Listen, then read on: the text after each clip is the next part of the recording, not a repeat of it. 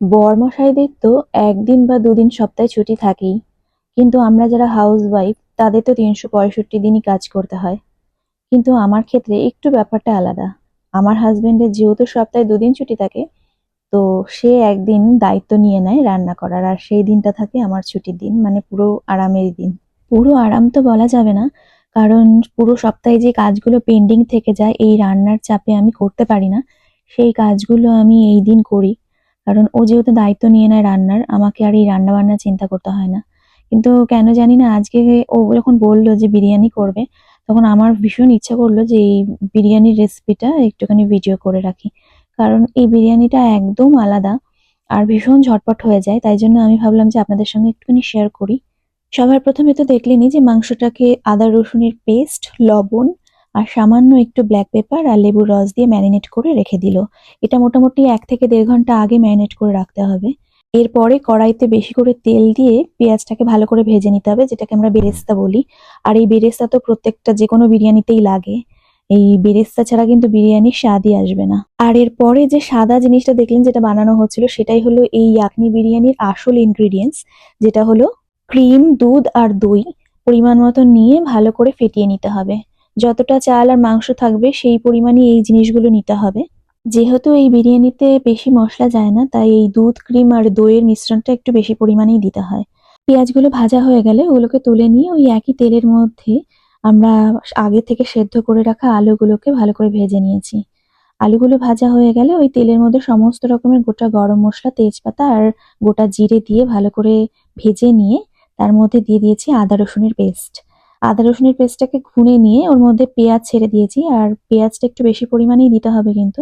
আর আমরা জায়ফল আর জয়িত্রীটা দিতে ভুলে গিয়েছিলাম বলে পরে আবার দিয়ে দিলাম। আর পেঁয়াজটা 50% মতো ভাজা হয়ে গেলে ওর মধ্যে ১ চামচ ঘি ভরে দিয়ে দিতে হবে।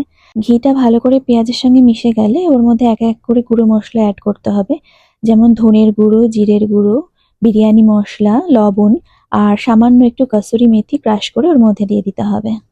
এই সমস্ত মশলাগুলো ভালো করে কষানো হয়ে গেলে এর মধ্যে মাংসটা ছেড়ে দিতে হবে, যে মাংসটা ম্যারিনেট করে রাখা হয়েছিল।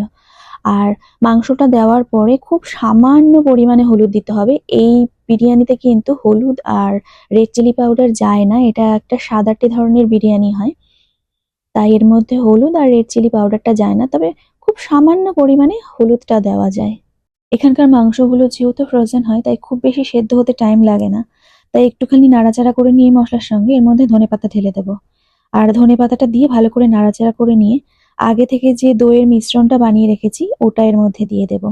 আর দিয়েই কিন্তু সঙ্গে সঙ্গে নাড়াচাড়া করতে হবে, না হলে কিন্তু ফেটে যাবে, যেহেতু দুধ রয়েছে, দই রয়েছে, তাই ফেটে যাওয়ার ভয় রয়েছে। তাই কিন্তু কন্টিনিউয়াসলি নাড়াচাড়া করতে হবে।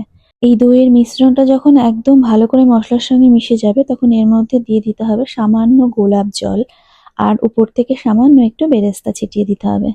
এরপরে আগে থেকে ভেজে রাখা আলুগুলো এর মধ্যে দিয়ে ভালো করে নাড়াচাড়া করে নিয়ে আবার কিছুক্ষণ একটু কষিয়ে নিতে হবে। আলুগুলো যেহেতু আগেই সেদ্ধ করে নিয়েছি, তাই আলাদা করে আর ঢাকনা দিয়ে ঢেকে ওগুলোকে কষানোর প্রয়োজন নেই।